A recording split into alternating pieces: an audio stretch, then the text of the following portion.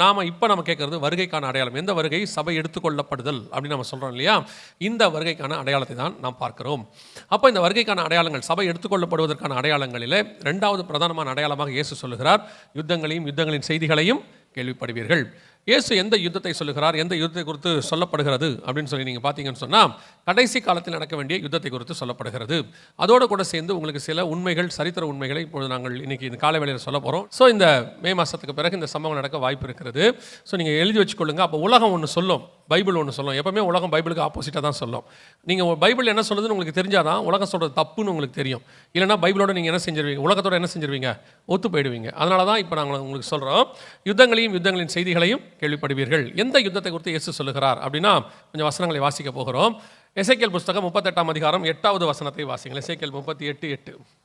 அநேக நாட்களுக்கு பிற்பாடு நீ விசாரிக்கப்படுவாய், பட்டயத்துக்கு நீங்களாகி பற்பல ஜனங்களிலிருந்து சேர்த்து கொள்ளப்பட்டு வந்தவர்களின் தேசத்தில் கடைசி வருஷங்களே வருவாய். போதும். இது யாரை குறித்து சொல்லப்படுகிறது என்றால், இஸ்ரவேலுக்கு விரோதமாக கடைசி வருஷத்தில் நடக்க வேண்டிய யுத்தம். ஆண்டவர் சொல்றாரு, கடைசி வருஷங்களில் நீ வருவாய், பற்பல ஜனங்களிலிருந்து சேர்த்து கொள்ளப்பட்டு வந்தவர்களின் தேசத்தில்.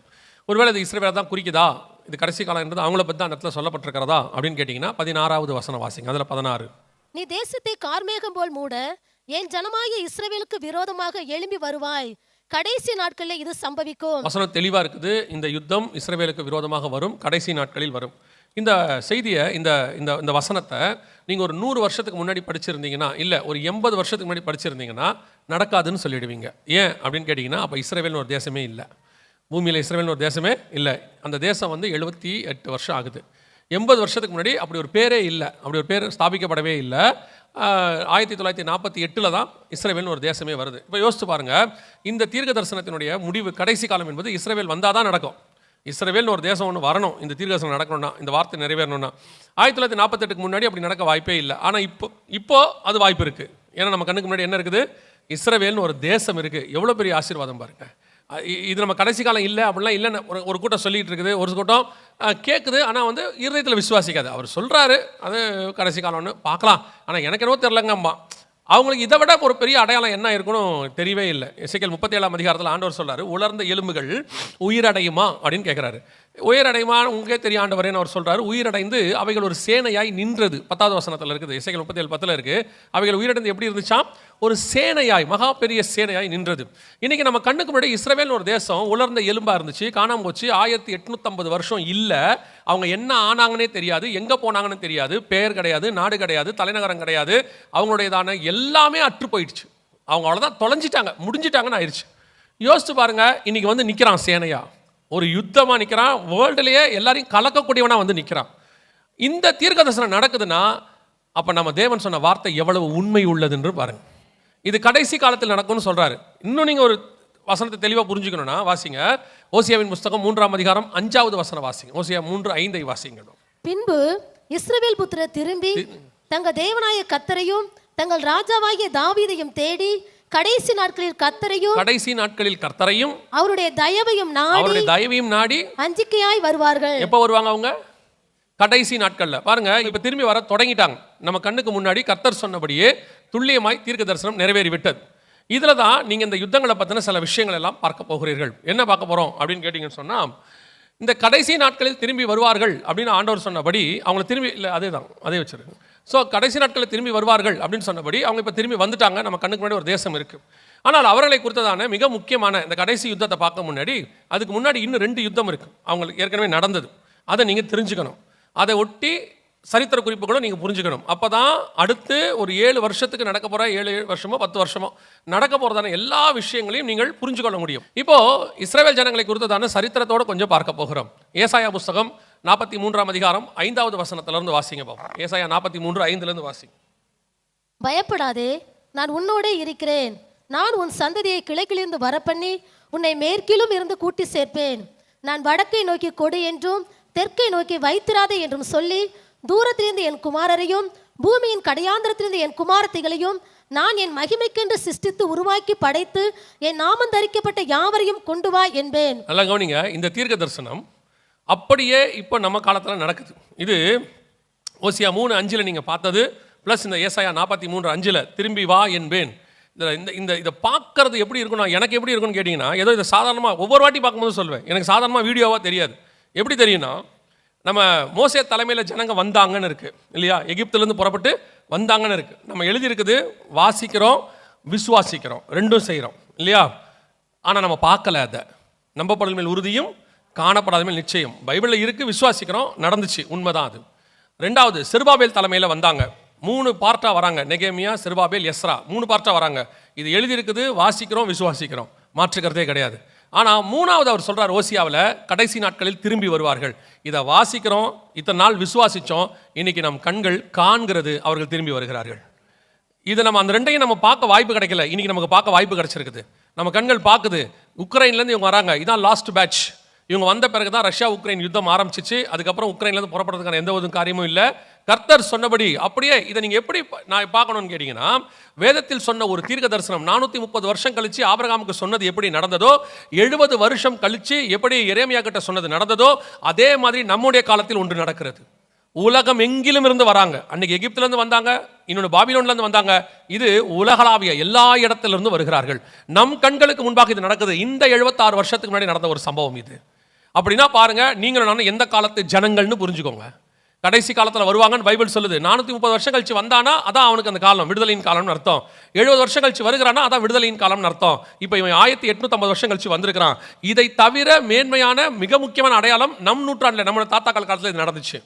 ஆண்டவர் சொன்னபடி துல்லியமாய் நடந்துருச்சு. ஆனால் இந்த இஸ்ரவேல் ஜனங்கள் எல்லா காலத்திலும் செய்கிற தப்பை இந்த காலத்திலும் செய்தார்கள். ஆண்டவர் என்ன பண்ணாரு, முதலாம் உலக யுத்தம் முடிஞ்ச உடனே இவங்க திரும்பி வருவதுக்கு, இந்த தீர்க்க தரிசனத்தை நிறைவேற்றுறதுக்கு ஆண்டவர் என்ன பண்ணாரு, ஒரு ஒப்பந்தத்தை ஏற்படுத்தினார். அதுக்கு பேர் பால்ஃபர் டிக்ளரேஷன் அப்படின்னு பேர். அதுக்கு பேர் பால்ஃபர் டிக்ளரேஷன் அப்படின்னு பேர். அப்படின்னா என்ன அப்படின்னு கேட்டிங்கன்னா, இந்த இஸ்ரவேல் தேசமானது 1850 வருஷம் ஒட்டமான் துருக்கியர் அப்படிங்கிறவங்களோட கையில் இருந்துச்சு. இப்போ இருக்க துருக்கி கையில் இருந்துச்சு. ஆண்டவர் சொல்கிறாரு, கடைசி நாட்களில் அவங்களை கொண்டு வருவேன் அப்படின்னு சொல்லி. முதல் உலக யுத்தம் முடியும் போது 1914 18 வரைக்கும் முதல் உலக யுத்தம் முடியும் போது இந்த இங்கிலாந்து தேசம் அன்றைக்கி இன்றைக்கி இருக்கிற அமெரிக்கா மாதிரி வல்லரசாக இருந்துச்சு. அவங்க அந்த யுத்தத்தில் தோக்கிற நிலைமைக்கு வந்துட்டாங்க. அவங்ககிட்ட இருந்ததான காரியங்கள்லாம் பாதிக்கப்பட்டுச்சு. அப்போது அவங்களுக்கு ஜெயிக்கிறதுக்கு என்ன பண்ணுன்னு தெரியாத போது அவங்களுடைய நாட்டில் இருந்த ஒரு யூத விஞ்ஞானி, அவர் பேர் சார் வைஸ்மேன்னு பேர், அவர் என்ன பண்ணார், நான் இதை ஜெயிக்கிறதுக்கு ஒரு ஐடியா கொடுக்குறேன், நான் கேட்குற பொருள் கொடுங்க, நான் ஒரு பொருள் கண்டுபிடிச்சி கொடுக்குறேன், அதை வச்சு நீங்கள் யுத்தம் பண்ணுங்கன்னு ஒரு வெடிகுண்டு ஒன்று கண்டுபிடிச்சி கொடுத்தார். அதன் அடிப்படையில் தான் இங்கிலாந்து ஜெயிச்சிச்சு. ஜெயித்த உடனே அவங்க என்ன பண்ணாங்க, அவருக்கு ஒரு சர்பட்டம் கொடுத்துட்டு, உங்களுக்கு நாங்கள் இதை தாண்டி எதாவது செய்ய விரும்புகிறோம், உங்களுக்கு என்ன வேணும்னு கேட்டாங்க. அந்த யுத்தத்தில் தான் இங்கிலாந்து இஸ்ரவேல் தேசத்தை துருக்கியிலிருந்து ஜெயிச்சு வாங்குது. ஸோ ஜெயிச்சு அவங்க கைக்கு வந்த உடனே இப்போ இவர் கேட்குறாரு, இந்த மாதிரி எங்கள் ஜனங்க ஒரு 1850 வருஷமாக அகதியாக இருக்காங்க, எங்கேயும் போகிறதுக்கு எங்களுக்கு வழி இல்லை, எங்கள் தேசம் இன்னொருத்தர்கிட்ட இருந்துச்சு, கேட்டால் கொடுக்க மாட்டாங்க, ஆனால் இப்போ இது உங்ககிட்ட இருக்கு, நீங்கள் வந்து எங்களை என்ன வேணும்னு கேட்குறீங்க, எங்கள் தேசத்தில் குடியேறதுக்கு எங்களுக்கு அனுமதி கொடுங்கன்னு சொல்லி கேட்டார். யோசிச்சு பாருங்க, ஒரு மனுஷனை கொண்டு கர்த்தர் ஒரு பெரிய ரட்சிப்பை கட்டளையிடுகிறார். அவர் கேட்ட உடனே அவரை கனப்படுத்துறதுக்காக இங்கிலாந்து தேசம் அன்னைக்குள்ள வெளியுறவுத்துறை அமைச்சர், அவர் பேர் பால்ஃபர், அவர் தான் அவரை கொண்டு ஒரு வரைவு ஏற்படுத்துகிறாங்க. அதன் அடிப்படையில் உலகமெங்கிலும் இருக்கிற யூதர்கள் தங்கள் தேசத்தில் வந்து குடியேறலாம் என்கிறதான ஒரு சட்டம் போடப்படுகிறது. நிறைய பேர் கேட்குறாங்க, இஸ்ரவேலர்கள் வந்து அங்கே ஆக்கிரமிப்பு பண்ணிட்டாங்க, அந்த நாட்டை பிடிச்சிட்டாங்க அப்படின்னு. இப்போ நீங்கள் இப்படி எடுத்துக்கோங்களேன், இலங்கை தமிழர்கள் இன்னும் 100 வருஷம் கழிச்சு, நான் சொல்கிறது இப்போ இல்லை, இன்னும் 100 வருஷம் கழிச்சு இலங்கைக்கு அவங்க திரும்பி வந்தால் அது அவங்க தேசத்துக்கு வருவதா, ஆக்கிரமிப்பு பண்ணுவதா? எத்தனை வருஷம் ஆனாலும் இலங்கை தமிழர்களுடைய தேசம் இலங்கை தான். எத்தனை வருஷம் ஆனாலும் இஸ்ரவேல் தேசம் யூதர்களது தான். அவன் 1850 வருஷம் கழிச்சு வந்த உடனே இவங்க என்ன சொல்லிட்டாங்க, ஆக்கிரமிப்பு பண்ணிட்டாங்க அவன் தேசத்துக்கு. அதனால தான் எல்லாரும் ஒரு கேள்வி கேட்டாங்க, அவன் எங்கேருந்து வந்தான், அவன் அப்போ எங்கேருந்தோ வந்து தானே அவன் தேசத்தை பிடிக்கணும். இப்போ அமெரிக்கா போய் வெனின்சுலா பிடிச்சிருச்சு, அதுக்கு பேர் தான் ஆக்கிரமிப்பு. ஏன்னா இவன் அமெரிக்கா, அவன் பிடிச்சது வெனின்சுலா. ஆனால் இங்கே நடக்கிறது, அவன் சுய தேசத்துக்கு திரும்பி வந்துட்டான். ஸோ இன்னைக்கு ஒரு உலகம் என்ன சொல்லிட்டு இருக்கு மீடியாலன்னு கேட்டால், அவர்கள் வந்து தங்கள் தேசத்தை ஆக்கிரமிப்பு பண்ணிட்டார்கள். அவன் 1850 வருஷம் கழிச்சு தன் சொந்த தேசத்தை வந்து எடுத்துக்கொண்டான், அவ்வளோதான். நீங்கள் மலேசியாவில் எவ்வளோ ஒரு பிரச்சனை வரும்போது, அங்கே பர்மாவில் ஒரு பிரச்சனை வரும்போது, மியான்மரில் வரும்போது ஜனங்கள் எல்லாம் தமிழ்நாட்டுக்கு தான் திரும்பி வந்தாங்க. எத்தனை வருஷம் எங்கே இருந்தாலும் தமிழருடைய தாய்நாடு எது தான், அது தமிழ்நாடு தான். அதே மாதிரி தான் அவன் எந்த ஊரில் எத்தனை வருஷம் இருந்தாலும் அவன் தேசம் பாலஸ்தீனம், அவன் தேசம் இஸ்ரவேல், அங்கே வந்துட்டான் அவன். ஸோ இப்போ அவங்க வந்த உடனே அவன் பண்ண தப்பு என்னன்னு கேட்குறீங்களா? இது வந்து உலகத்துக்கு இவங்ககிட்ட இருந்த தப்பு என்னென்னா, கர்த்தர் தேசத்தை கூட்டி சேப்பான்னு கொடுக்கும்போது கண்டிப்பாக என்ன பண்ணிடணும், வந்துடணும். இப்போ இஸ்ரவேல் ஜனங்கள் ஆண்டவர் தேசத்தை கொடுத்துட்டு வான்னு சொன்னால், அவன் இருந்தது முழுக்க ஐரோப்பாவில். அன்றைக்கி அமெரிக்கா வல்லரசு கிடையாது, ஐரோப்பா தான் இருந்துச்சு, இங்கிலாந்து தான். ஸோ அவன் வரல. அவன் எல்லாம் என்ன பண்ணிட்டான்னு கேட்டிங்கன்னா, அவன் ஊரில் சந்தோஷமாக இருந்துட்டான்.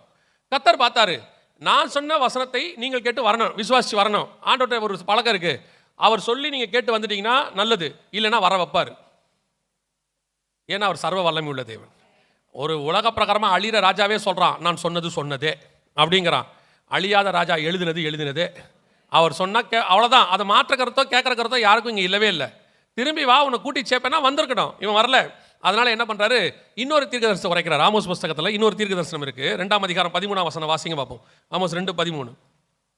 இதோ கோதுமை கட்டுகள் நிறைபாரமாக ஏற்றப்பட்ட வண்டியில் இருக்கிறது போல நான் உங்களை நீங்கள் இருக்கிற ஸ்தலத்தில் இருத்துவேன். அப்படின்னா என்ன சொல்றாருன்னா, நான் உன்னை ஒரு தேசத்துக்கு கொடுத்த, நீ வந்துரு, வராட்டி என்ன நடக்கும்ன்றதுக்கு ஒரு தீர்க்கதரிசனம் உரைக்கிறார். என்ன தீர்க்கதரிசனம்னா, ஒரு கோதுமை கட்டை எப்படி அந்த ஒரு ஊரில் இருக்கிறவன் வண்டியில் ஏற்றுவானோ அந்த மாதிரி உன் ஊர்லேயே நான் உன்னை செய்வேன்றார்.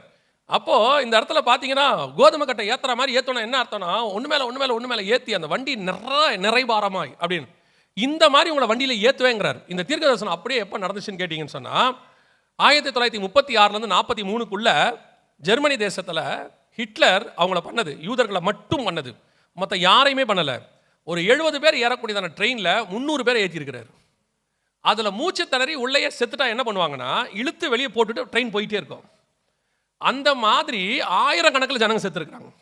அந்த 7 வருஷத்தில் மட்டும் ஹிட்லர் சாவடிச்சது 60 லட்சம் யூதர்கள். கணக்கில் வந்தது மட்டும், கணக்கில் வராது தெரியாது, கணக்கில் வந்தது மட்டும் 60 லட்சம் யூதர்களை. கணவனையும் மனைவியும் பிரிச்சிருவாரு, பிள்ளைகளையும் பெற்றோரையும் பிரிச்சிருவாரு, வெவ்வேறு ஊருக்கு ட்ரெயின் ஏற்றி அனுப்பி விட்டுருவாங்க. அவங்க எங்கே போகிறாங்கன்னே தெரியாது, மொத்த அடையாளத்தையும் மாற்றிடுவான். இந்த காலத்து மாதிரி அந்த காலத்தில் உங்களுக்கு RFID ஃபேஸ் ரெக்கக்னேஷன் சிஸ்டம் எதுவுமே கிடையாது. யார் எங்கே போனாங்கன்னே தெரியாது, டோட்டலாக மாற்றி விட்டுருவான். அப்படி ஒரு கோதுமை கட்டை ஏற்றுற மாதிரி இந்த சம்பவத்தை நான் நடந்த இடத்த போய் நான் நேரில் பார்த்தேன்.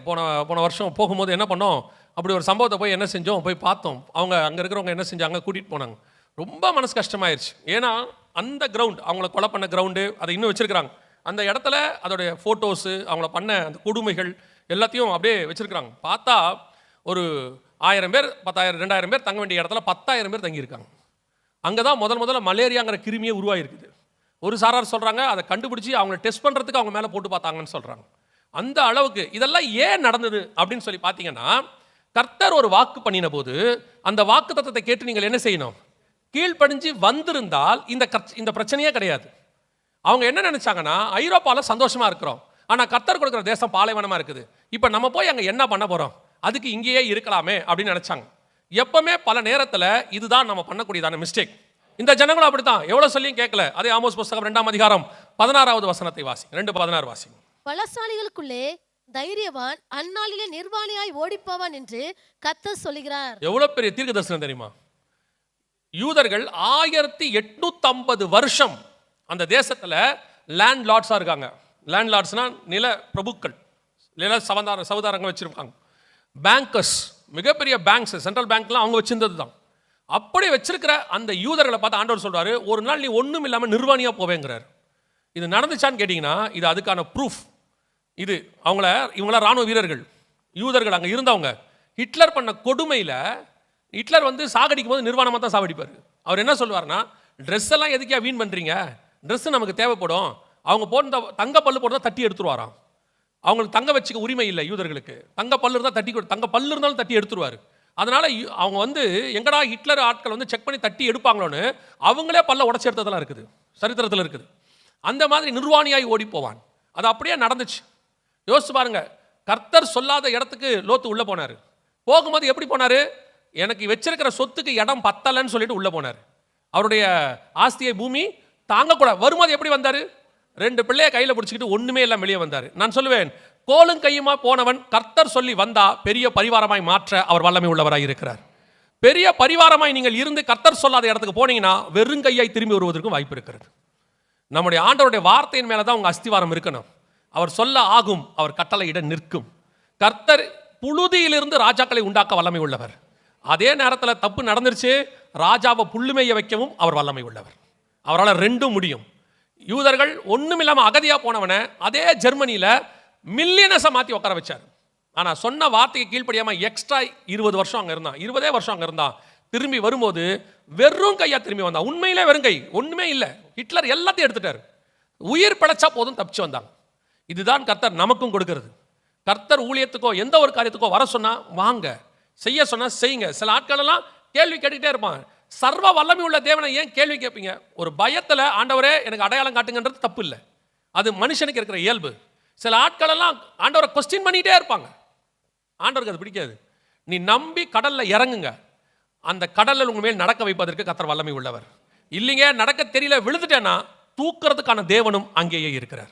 உங்களுக்கு அப்புறம் என்ன பயம் இருக்கு? தகப்பன் தன் பிள்ளையை சுமப்பது போல சுமக்கிற ஒருத்தர் நமக்கு காத்து கொண்டு இருக்கிறார். அல்லேலூயா. ஆண்டவர் அழைச்சி வந்துடணும், அவ்வளோதான். என்னை பொறுத்த வரைக்கும் இறங்கிடணும் கடல்ல. நடந்தா கர்த்தருக்கு தோத்திரம், முழுகுனா கர்த்தர் தூக்கி எடுப்பார், அதுக்கும் தோத்திரம். இல்லையா திருப்பி நம்ம படகுல அவரும் வந்து உட்காந்துப்பாரு எல்லாரும். ஆனால் நம்மளை அவர் கை விடுகிறது மட்டும் இல்லவே இல்லை. அல்லேலூயா. ஆண்டவர் சொன்னபடி திருப்பி கொண்டு வர வச்சார்.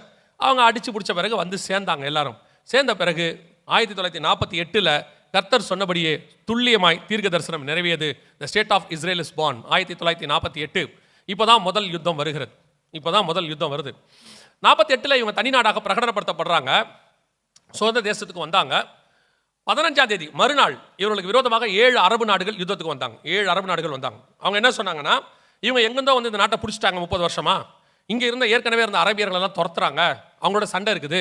ஸோ நாங்கள் எங்கள் அரபியர்களுக்காக சண்டை போட போகிறோம்னு சொல்லி 7 பெரிய நாடு, எகிப்து, சிரியா, லெபனான், அப்புறம் வந்துட்டு ஜோர்டான், இப்படி பெரிய பெரிய நாடுகள் இவங்கெல்லாம் சேர்ந்து என்ன பண்ணாங்க, சண்டை போட்டு திருப்பி பாலஸ்தீனத்தை நாங்கள் ஒப்படைக்க போகிறோம் அப்படின்னு சண்டை ஆரம்பிக்க போகிறோம்னு சொன்னாங்க. சுதந்திரம் அடைஞ்சு ஒரு நாள் மறுநாள் 14ஆம் தேதி சுதந்திரம், 15ஆம் தேதி யுத்தம்னு சொல்லி அனௌன்ஸ் பண்ணாங்க. இதை தான் நான் உங்களுக்கு சொன்னேன். எசேக்கியேல் 37:10 சொன்னார் இல்லையா, அவர்கள் உயிர்த்து ஒரு சேனையாய் நின்றார்கள். அந்த 10ஆவது வசனம் வாசிங்க. 37:10. எசேக்கியேல் 37:10 வாசிங்க. எனக்கு கற்பிக்கப்பட்டபடி நான் தீர்க்க தரிசனம் உரைத்தேன். அப்பொழுது ஆவி அவர்களுக்குள் பிரவேசிக்க அவர்கள் உயிரடைந்து காலூன்றி மகா பெரிய சேனையாய் நின்றார்கள். உயிரடைந்து காலூன்றி, இது அப்படியே நிறைவேறினது 1948 மே 15. அவங்க எழுந்திருக்கிற அன்னைக்கே சேனையாக தான் நின்னாங்க. ஒரு ஆர்மி. 14ஆம் தேதி முதல் விடுதலை அடையுது. நம்ம எப்படி 1947 ஆகஸ்ட் 15 சொல்றோம்ல, அவங்களுக்கு 1948 மே 14. அப்படி நின்ன உடனே மறுநாள் காலையில் யுத்தம், சண்டை, சேனையாய் நின்றார்கள். அப்படியே எழுத்துக்கு எழுத்து தீர்க்க தரிசனம் நிறைவேறியது. இப்போதான் 7 நாடுகள் அவர்களுக்கு விரோதமாக எழும்பினார்கள். இந்த 7 நாடுகளும் என்ன சொன்னாங்கன்னா, நாங்கள் யுத்தம் பண்ண போகிறோம். நான் ஏன் இந்த யுத்தத்தை பற்றி சொல்கிறேன், நான் முதல்ல இது சொன்னால் இதுக்கு பின்னாடி நீங்கள் கற்றுக்க வேண்டிய தெரிஞ்சிக்க வேண்டிய ஒரு சரித்திரம் இருக்குது. ஸோ நாங்கள் யுத்தம் பண்ண போகிறோம். உள்ளுக்குள்ள அரபியர்களும் இருக்கிறீங்க, யூதர்களும் இருக்கிறாங்க. ஸோ நாங்கள் 7 பேரும் சண்டை பண்ணும்போது ஒரு அரபியனை கூட சாகடிக்க நாங்கள் விரும்பலை. நீங்கள் எங்கள் சகோதரர்கள். ஸோ நாங்கள் என்ன பண்ணுறோம், இந்த யுத்தத்தை ஒரு நாள் 2 நாளில் முடிச்சிருவோம். ஏன்னா யூதர்கள் உருவாகி ஒரு நாள் தான் ஆகுது. ஸோ நம்ம சண்டை ஆரம்பிக்க போகிறோம். எங்கெங்கெல்லாம் அரபியர்கள் இருக்கிறீங்களோ நீங்கள்லாம் கொஞ்சம் அப்படியே வெளியே போயிருங்க, அந்த பார்டரை விட்டு. சண்டையை முடிச்சிட்ட உடனே 2 நாளில் நீங்கள் திருப்பி வந்துடலாம் அப்படின்னு சொன்னாங்க. அதே வேளையில் இந்த சின்ன ஃபோட்டோ ஒருத்தர் தெரிகிறார் பாருங்க, தெரிகிறாரா? அந்த குட்டி ஃபோட்டோ, அவர் பேர் டேவிட் பென் கூரியன் அப்படின்னு அர்த்தம். இவர் யாருன்னு கேட்டிங்கன்னு சொன்னால், அவர் தான் இஸ்ரேல் நாட்டினுடையதான பிரதமர் அன்னைக்கு. அவரை பற்றின தீர்க்கதரிசனம் பைபிளில் இருக்குது. எசேக்கியேல் 37, அதே 37, 24, 25 இவரை பற்றின ப்ராஃபஸி இருக்கும். ஸோ இவர் வந்து என்ன பண்ணார், ஒரு அனௌன்ஸ்மெண்ட் கொடுத்தாரு அன்னைக்கு உள்ள ரேடியோவில். இந்த மாதிரி அரபியர்கள் வெளியே போகாதீங்க, நம்ம சேர்ந்து ஒன்றா யுத்தம் பண்ணுவோம். நாம் 30 வருஷமாக ஒன்றா இருக்கிறோம், யுத்தம் பண்ணுவோம்.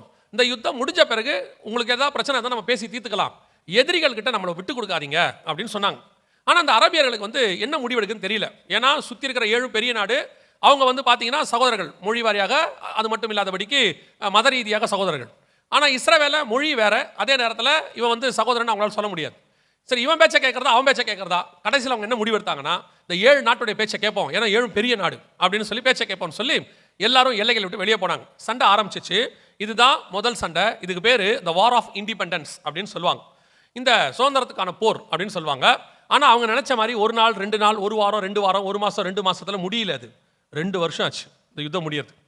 அது சண்டை போயிட்டே இருக்கு. இவங்க நினைச்சாங்க அவன் ஒரு சின்ன குட்டி நாடு தானே, அவனை ஜெயிச்சிடலாம் அப்படின்னு. ஆனால் அவன் குட்டி நாடு தான், ஆனால் 2 வருஷம் தாக்கு பிடிச்சான். 2 வருஷம். அதுக்கு காரணம் என்னன்னு கேட்டிங்கன்னா, இஸ்ரவேல் பெரிய இராணுவம்லாம் கிடையாது, அவங்க கிட்ட இருந்ததெல்லாம் பெரிய இராணுவம் அப்படின்லாம் சொல்லிட முடியாது. அன்னைக்கும் கிடையாது, இன்னைக்கும் கிடையாது. அவருடைய தேவனாகிய கர்த்தர் ஒருத்தர் இருக்கிறார்ல, அவர் சேனைகளின் கர்த்தர், அவர் இராணுவங்களின் தேவன். அவருக்கு எப்பவுமே என்ன பண்ணுவாருன்னு கேட்டிங்கன்னா, இந்த மைனாரிட்டி பக்கம் தான் நிற்பார். இம்பார்ட்டன்ட். யூதங்கிட்ட இருக்கிற ப்ளஸ் பாயிண்ட் என்ன தெரியுமா, நீ 7 நாடாவா 70 நாடா கூட வா. இப்போ கூட பாருங்க, ஐநா சபையிலேருந்து வெளியே வந்துட்டான். முந்தா நேற்று ஐநா சபையிலேருந்து வெளியே வந்துட்டான். நீங்கள் அது கேட்கறதுக்கு ரொம்ப சர்வசாதாரணமாக இருக்கும். அப்படின்னா என்ன அர்த்தம் தெரியுமா, ஐநா சபையிலேருந்து வெளியே வந்துட்டா ஐநா சபையோடைய எந்த சட்டமும் எங்களை என்ன செய்யாது, கண்ட்ரோல் பண்ணாதுன்னு அர்த்தம். பார்க்கறதுக்கு எப்படி இருக்குது, ஆனால் அதோட இன்னொரு அர்த்தம் என்ன தெரியுமா, ஐநா சபையில் இருக்கிற எந்த நாடு இஸ்ரவேலை அடித்தாலும் ஐநா சபை கேட்காது. நீ என்னுடைய மெம்பர் இல்லை, அதனால் உன்னை அடித்தா நான் என்ன செய்ய மாட்டேன், கேட்க மாட்டான். அப்படின்னா என்ன அர்த்தம்? ஐநாவில் இருக்கிற 185 நாடுகளுக்கு அகைன்ஸ்டாக மாறிட்டான் அவன். இந்த 185 நாட்டில் எவன் இஸ்ரவேல் அடித்தாலும் ஐநா கேட்காது. ஏன்னா அவங்க எங்களுடைய அமைப்பில் என்னவா இல்லை, மெம்பராக இல்லை. அவன் ஐநாவை நம்பவே இல்லை, இன்னும் தேவனை மட்டும்தான் அவன் நம்பிக்கிட்டே இருக்கான். இன்னைக்கும் பென்யமின் நெத்தன்யாகு யுத்தத்துக்கு போகும்போது அவர் சொல்கிற வார்த்தையெல்லாம் பாருங்க, 3000 வருஷத்தின் தேவன் எங்கள் தேவனாக இருக்கிறார், ஆபிரகாமின் தேவன் எங்கள் தேவனாக இருக்கிறார். அவர் சொல்லும் போதெல்லாம் ஒரு பைபிள் வசனம் சொல்லிட்டு தான் இருக்கிறார், பழைய ஏற்பாட்டை சொல்லிட்டு தான் இருக்கிறார். எதுக்கு சொல்ல வரேன்னா, உங்களுக்கு முதல்ல அந்த தைரியம் வரணும். நான் மைனாரிட்டி, நான் சின்னது, நான் அப்படி, யாரும் உங்களை ஒன்றும் செய்ய முடியாது. அதுக்கு ஒரு நல்ல உதாரணம் இவன் தான். 1948 மே மாதம் 15ஆம் தேதி ஆரம்பிச்சாங்க. 2 வருஷம் 7 நாடு அடிக்குது, ஒன்றும் செய்ய முடியல. 2 வருஷம் முடியும் பொழுது 7 நாடுகளும் 7 வழியாய் சிதறி ஓடி போனது. 7 நாடுகளையும் ஜெயித்தான். இஸ்ரவேல் முதல் யுத்தத்தில் ஜெயித்தது. அந்த தேவன் தான் சொல்றாரு, நான் உன்னுடைய தேவனாக இருக்கிறேன். அந்த நம்பிக்கை உங்களுக்கு வரணும். ஆண்டவர் சொன்னபடி முதலாவது யுத்தம் முடிஞ்சிச்சு.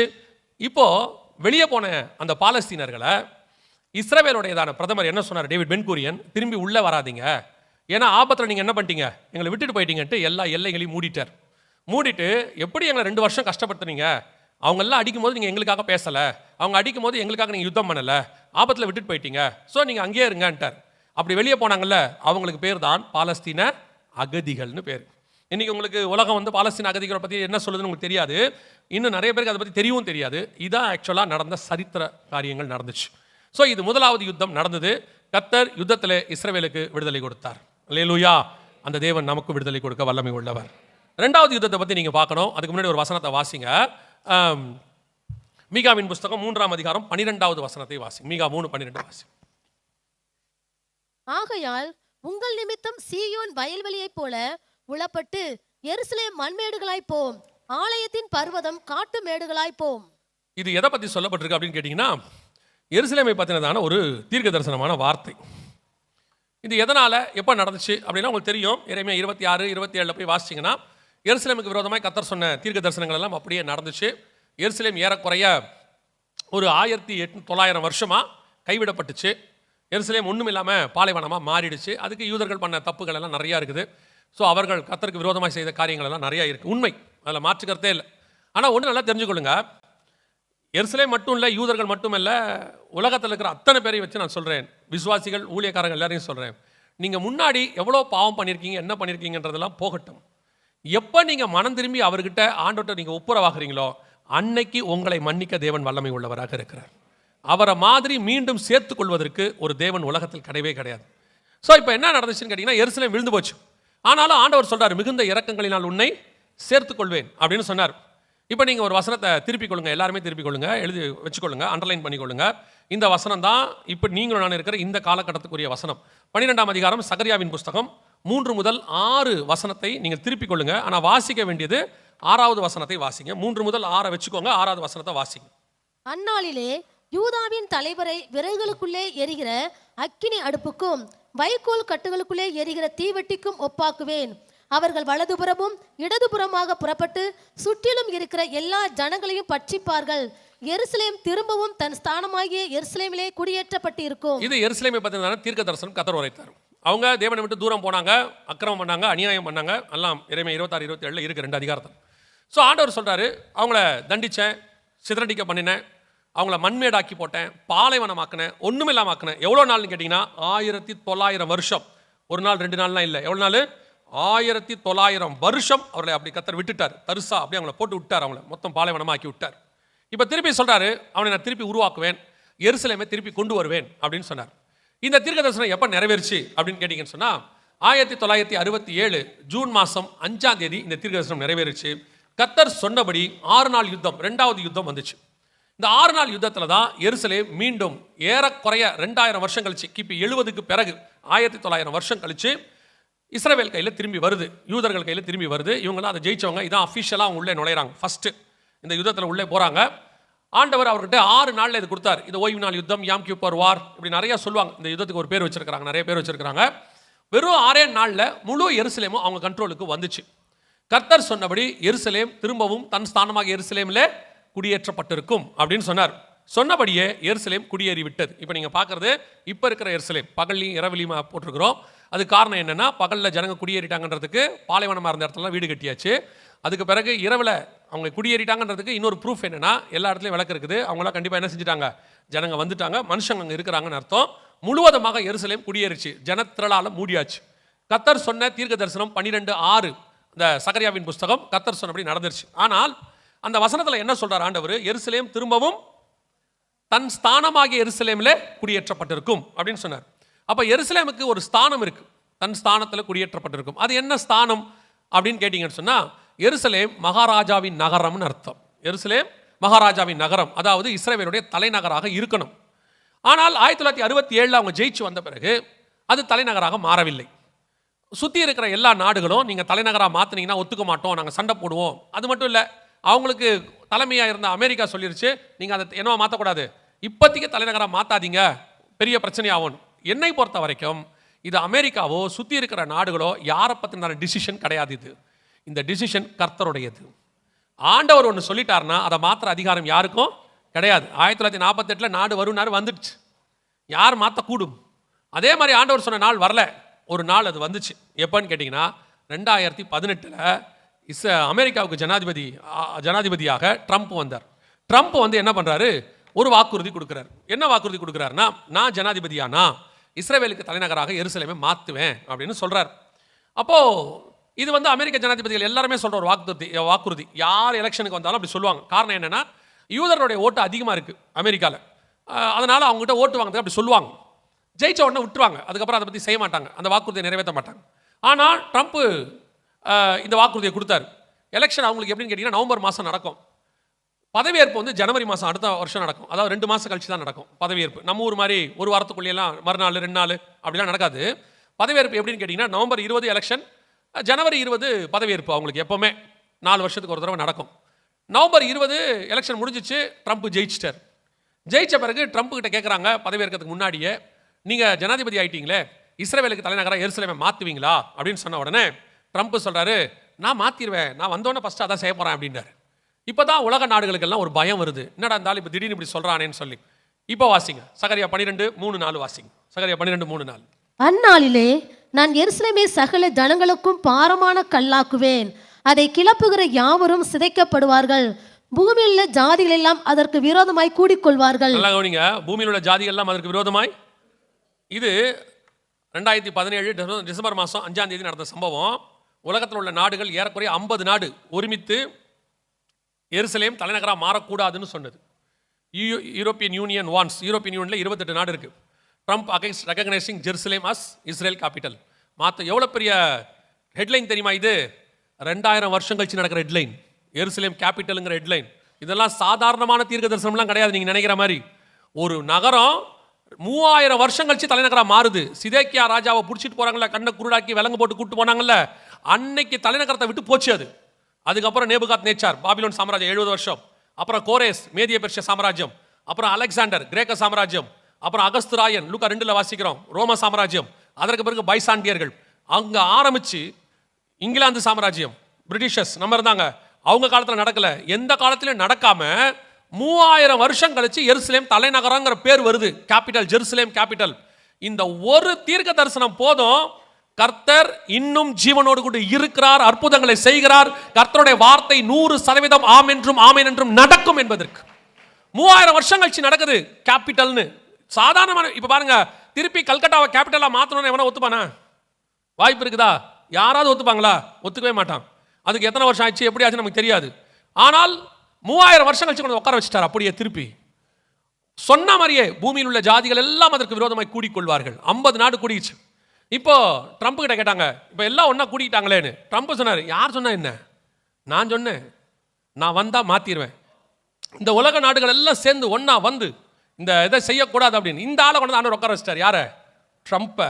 இந்த ஆள் யாருன்னா எப்போவுமே பேசிட்டு யோசிக்கிறாள். ஸ்பாட்டில் கேட்டால் பேசி முடிச்சுருவாப்புல, அவ்வளோதான் வேலை முடிச்சு. அதுக்கப்புறமா யோசிச்சு 2 நாள் கழிச்சு இன்னொன்று பேசுவாப்புல. ஏதாவது கேட்டவொன்னே இந்தியா மேலே டாரிஃப் போட்டுருவார், 500% அப்படின்றவார். அப்புறம் உள்ளே கூட்டு போய் சொல்லுவாங்க, அந்த இந்தியா மேலே போட்டிங்கன்னா மாட்டிப்பேன், அவங்க பாவம் பெரிய நாடு, நீ மாட்டிப்பேனோடனே திருப்பி சொல்லுவார் 25 மாத்துறேன் அப்படின்னு பாப்பில். பேஸ்ட்டு மாற்றிக்கிட்டே இருக்காப்பில் இருந்தாலும் இருந்துட்டு போட்டோம். ஆனால் சில விஷயத்தை இவர் நமக்கு யூஸ் ஆவார். என்னன்னா, இவர் சொல்லிவிட்டாரு, நான் சொன்னதே எருசலேம் தலைநகராக மாறும் அப்படின்ட்டாரு. இப்போ என்ன பண்ணாங்கன்னா அந்த 3-4 வசனம் இருக்குல்ல, 12-3-4 அது அப்படியே ஐநா சபைக்கு போச்சு. இங்கே இருக்கு பாருங்க, ஐநா சபையில் போய் என்ன பண்ணாங்க, எல்லா நாடுகளும் சேர்ந்து இந்த மாதிரி ட்ரம்ப் சொல்கிறாரு தலைநகராக மாற்றக்கூடாது, ஸோ இந்த தீர்மானத்தை நீங்கள் நிறுத்தணும், எருசலேம் தலைநகராக மாறக்கூடாதுன்னு இந்த தடவை 50 நாடுலாம் இல்லை, 128 நாடு, உலகத்தில் மொத்தம் 165 நாடு என்னமோ தான் இருக்காமா, 180 நாடு என்னமோ இருக்கான் அஃபிஷியலாக ஐநால. அந்த நாடுகளில் 128 நாடு எருசலேம் தலைநகராக மாறக்கூடாதுன்னு ஃபேவராக கொண்டாந்துட்டாங்க. அவங்க தான் கொண்டாந்தது, அதனால் அதுக்கு பேர் ஃபேவர். கொண்டாந்து எருசலேம் தலைநகராக மாறக்கூடாதுன்னு அனௌன்ஸ் பண்ணிட்டாங்க. சரி, எருசலேம் மாறலான்னு சொன்னது எவ்வளோன்னு கேட்டிங்கன்னு சொன்னால் 9 நாடு மட்டும்தான். ஸோ இப்போது எருசலேம் தலைநகராக என்ன செய்யாது, மாறாது.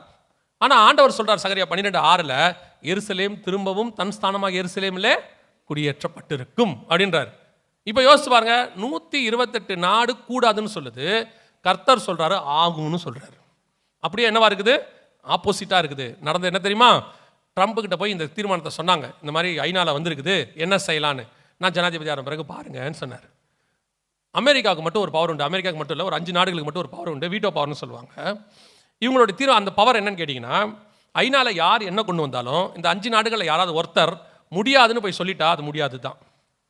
இதுக்கு பேர் வீட்டோ பவர்னு பேர். இந்த 5 நாடுகளுக்கு உண்டு, America, England, France, Russia, China, இந்த 5 நாடுகளுக்கு மட்டும் உண்டு. ஸோ இப்போ ட்ரம்ப் என்ன பண்ணார், ஐநால போய் சொன்னார், இது வந்து பொதுவாக அந்த நாடு எதுக்கு யூஸ் பண்ணு கேட்டால், தங்கள் நாட்டுக்கு எதிராக யாராவது செயல்படுத்தினாங்கன்னா என்ன பண்ணுவாங்க, இந்த பவரை யூஸ் பண்ணி அதை நிறுத்துவாங்க அந்த சட்டத்தை.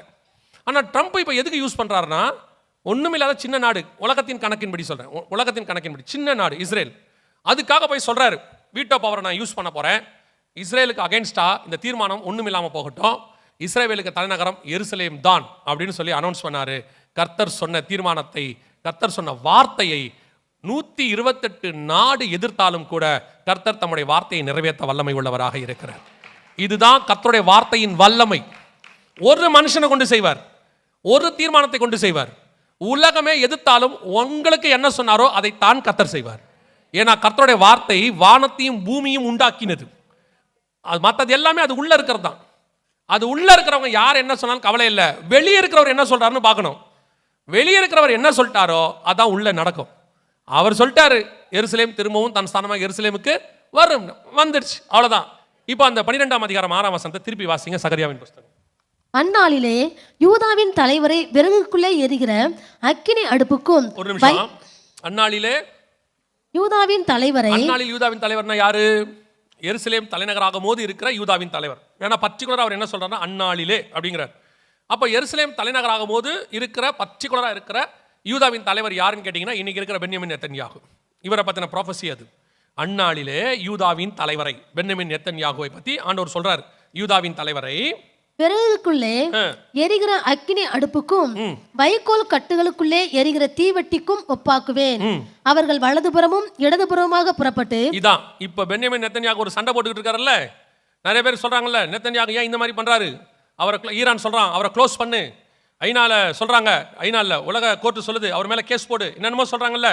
பென்யமின் நெத்தன்யாகு ஏன் இன்னைய வரைக்கும் கத்ராவில் கையில வச்சுக்கிட்டு இருக்கிறாருன்னா, இந்த தீர்க்க தரிசனத்தின்படி செய்ய வேண்டியதை அவர் செஞ்சுக்கிட்டு இருக்கிறாரு. இடதுபுறமும் வலதுபுறமாக புறப்பட்டு, அதான் இந்த பக்கம் எகிப்து வரைக்கும் இடதுபுறம், நம்ம கணக்குல இருந்து பார்த்தா இந்த பக்கம் வலதுபுறம் ஈரான் வரைக்கும், அப்புறம் சுற்றிலும் இருக்கிற எல்லா ஜனங்கள், லெபனான், ஏமன், கத்தார் வரைக்கும், சிரியா, எல்லா பார்டர் பக்கமும் விஸ்தாரமாகறாங்க. அத்தனை பேர். இது எப்ப நடக்கல தெரியுமா, அவங்க வந்த இந்த 75 வருஷத்துல நடந்ததே இல்லை. த ஃபர்ஸ்ட் டைம் எல்லா பக்கமும் சண்டை நடக்குது.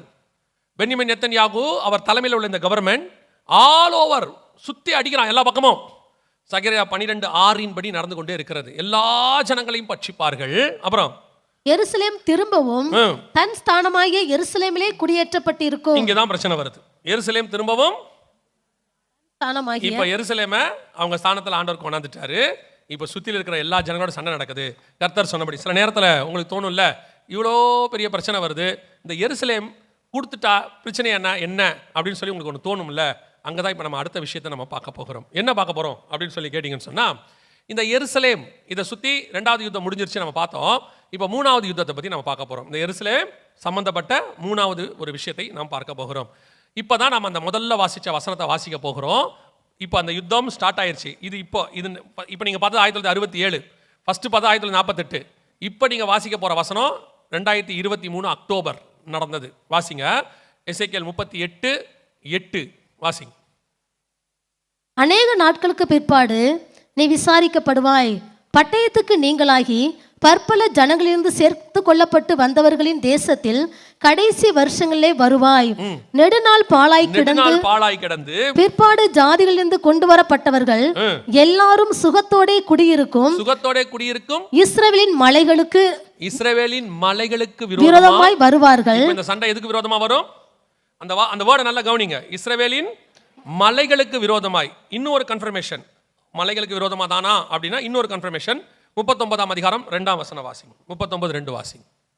நான் உன்னை திருப்பி உன்னை 6 துறடுகளால் இழுத்து உன்னை வடபுறங்களிலிருந்து எழும்பவும் இஸ்ரவேல் மலைகளில் வரவும் பண்ணி. ஒரு தடவைக்கு 2 தடவை கர்த்தர் சொல்றாரு. இந்த யுத்தம் எங்க நடக்கும், எதுக்காக நடக்கும்? இஸ்ரவேலின் இந்த யுத்தம் எப்ப ஆரம்பிச்சு தெரியுமா? 2023 அக்டோபர் மாசம் 7ஆம் தேதி இந்த யுத்தம் ஆரம்பிச்சிச்சு. இதுக்கு பேரு ஆபரேஷன் அல்-அக்ஸா ஃப்ளட் அப்படின்னு பேர். இந்த யுத்தம் எதுக்காக ஆரம்பிச்சிச்சு அப்படின்னு பார்த்தீங்கன்னா இஸ்ரவேலின் மலைகளுக்காக ஆரம்பிச்சிச்சு. இங்க இருக்கு பார்த்தீங்களா, இந்த 2 மலை இருக்கும். இந்த 2 மலைக்காக தான் இந்த யுத்தம் ஆரம்பிச்சிருக்கு. இங்க இருக்கு பாருங்க, இந்த மலைக்காக தான் ஆரம்பிச்சிருக்கு. இதுக்கு பேரு டெம்பிள் மவுண்ட் அப்படின்னு பேர், தேவாலய மலை. இன்னொரு மலை இருக்கு, அதுக்கு பேர் கோலன் ஹைட்ஸ் அப்படின்னு பேர். இந்த 2 மலைகளுக்காக இப்ப சண்டை ஆரம்பிச்சிருக்கு. இந்த சண்டை நீங்க பார்த்தீங்களா, ஒரு வீடியோ பார்த்தீங்க இல்லையா? 2023 அக்டோபர் 7 ஹமாஸ் ஆரம்பிச்ச யுத்தம் அல்-அக்ஸா ஃப்ளட்னு சொல்லுவாங்க. அந்த யுத்தம் ஆரம்பிச்சது எதுக்காகன்னு கேட்டீங்கன்னா, இந்த மலை இதை எங்கள்கிட்ட கொடுங்க, இது எங்களுக்கு வேணும் அப்படின்னு கேட்குறாங்க. எதனால அப்படின்னு கேட்டிங்கன்னா, அங்கே ஒரு வழிபாட்டு தலம் இருக்குது, அவங்களுக்குரியது. இது எப்போ கட்டப்பட்டதுன்னா 10ஆம் நூற்றாண்டு. அதாவது இஸ்ரவேலர்கள் தங்கள் தேசத்தை விட்டு போய் 930 வருஷம் கழிச்சு கட்டப்பட்டது. இந்த வழிபாட்டு தலம் அங்கே இருக்கிறதுனால எங்களுக்கு அந்த இடம் வேணும் அப்படின்னு அவங்க கேட்குறாங்க. அவங்களுக்கு உலகத்தில் முக்கியமான வழிபாட்டு தலங்கள் இருக்குது, அதில் இது 3ஆவது இடத்துல இருக்குது, அதனால் இது எங்களுக்கு வேணும்னு சொல்லி அவங்க கேட்குறாங்க. ஆனால் யூதா என்ன சொல்கிறான், எருசலேம் மொத்தமே எனக்கு சொந்தம், அதை நான் என்ன செய்ய மாட்டேன், தரமாட்டேன்றான். இப்போ இவங்க என்ன சொல்கிறாங்க, ஐநால போய் ஒரு தீர்மானம் போட்டாங்க, எங்களுக்கு என்ன பண்ணுங்க, மொத்த எருசலேமே வேண்டாம், பாதி எருசலேமாவது கொடுங்க. பாதி எருசலேம்னா 2 ஸ்டேட் சொல்யூஷன் பேர். அதுக்கு பேர் என்னது? 2 ஸ்டேட் சொல்யூஷன். இங்கே இருக்கு பாருங்க, அதுக்கு பேர் 2 ஸ்டேட் சொல்யூஷன் பேர். 2 ஸ்டேட் சொல்யூஷன்னா அதை பிரித்து 2ஆக கொடுக்கக்கூடியது. இங்கே இருக்கு பாருங்க. ஸோ இந்த மலையை பிரித்து எங்களுக்கு என்ன செய்யுங்க, கொடுத்துருங்க அப்படின்னு சொல்கிறாங்க. மலைகளுக்கு விரோதமாக வருவாய். அப்போ அந்த 2 ஸ்டேட் சொல்யூஷன்னா எருசலேமை 2ஆக பிரித்து ஒரு பாதியை இஸ்ரவேலுக்கும் ஒரு பாதியை பாலஸ்தீனருக்கும் கொடுக்கணும் அப்படின்னு அர்த்தம். யூதா என்ன சொல்கிறான், முழு எருசலேமே எனக்கு தான் சொந்தம். இப்போ கேட்கறதுக்கு எப்படி இருக்குது அப்படின்னு கேட்டிங்கன்னா, ஏங்க அவங்க ஒரு காலத்தில் முழு எருசலேம் கேட்டாங்க, தரமாட்டேன் நீங்கள். இப்போ என்ன கேட்குறாங்க, பாதி தானே கேட்குறாங்க. கொடுத்தா என்ன, கொடுத்தா பிரச்சனை சால்வ் ஆகிடும்ல அப்படின்றாங்க. கொடுத்தா பிரச்சனை என்ன ஆகாது, சால்வ் ஆகாது. ஏன் ஆகாதுன்னு சொல்கிறேன். இப்போ இந்த பாலஸ்தீனர்களும் இஸ்ரவேலர்களும் பக்கத்தில் குடியிருக்கிறாங்க. அதாவது இஸ்ரவேலுக்கு வெளியே பாலஸ்தீன நாடுன்னு ஒன்று ஃபார்ம் பண்ணுறாங்க. அந்த இடத்துல அவங்க இருக்காங்க. இவங்க இருக்கிறது பக்கத்து நாடு. அதுக்கே எவ்வளோ சண்டை வருது இப்போ. ஆனால் இருக்க போகிறது ஒரு பட்டணத்துக்குள்ளே 2 பேர். சண்டை வருமா வராதா? அவங்கெல்லாம் என்ன சொல்கிறாங்கன்னா, வெளியே இருக்கும் போது தான் சண்டை போட்டுக்கிட்டோம், வீட்டுக்குள்ளே விட்டுட்டிங்கன்னா நாங்கள் சண்டை போட மாட்டோன்றான். அவங்க சொல்கிறது அதான் இருக்குது, எருசலேத்தை தான் 2ஆக கொடுத்துருங்க, நாங்கள் என்ன பண்ண மாட்டோம், சண்டையே போட மாட்டோம். அவன் சொல்கிறான் அதெல்லாம் ஒரு இன்ச்சு கூட கொடுக்க முடியாது. இப்போ இதை கேட்கும் போது உலகத்துக்கோ அல்லது நமக்கோ அத்தனை பேருக்கும் எப்படி தோணும், ஏங்க யூதா இப்படி பண்ணுறான், பாதி கொடுத்துட்டா பிரச்சனை சால்வ் ஆயிரும்ல அப்படின்னு. அது ஒரு பக்கம் இருக்கட்டும். முதல்ல உங்களுக்கு ஒரு உண்மை தெரியணும். பைபிள் வச்சிருக்கிறவங்களுக்கு, பைபிள் வாசிக்கிறவங்களுக்கு, சபைக்குள்ளே உட்காந்துருக்கிறவங்களுக்கு ஒரு உண்மை தெரியணும். இந்த எருசலேம் முதல்ல யாருக்கு சொந்தம்? அது எப்படி சொந்தம்னு கேட்டால் என்ன செய்வீங்க? தேவாலயம் இருந்துச்சுப்பீங்க. தேவாலயம் சாலமோன் கால் தானே வந்துச்சு. அதுக்கு முன்னாடி வாசிங்க, இதெல்லாம் அண்டர்லைன் பண்ணி வச்சுக்கோங்க. ஆதியாகமத்தின் புத்தகம் 14ஆம் அதிகாரம் 18வது வசனம் வாசிங்க.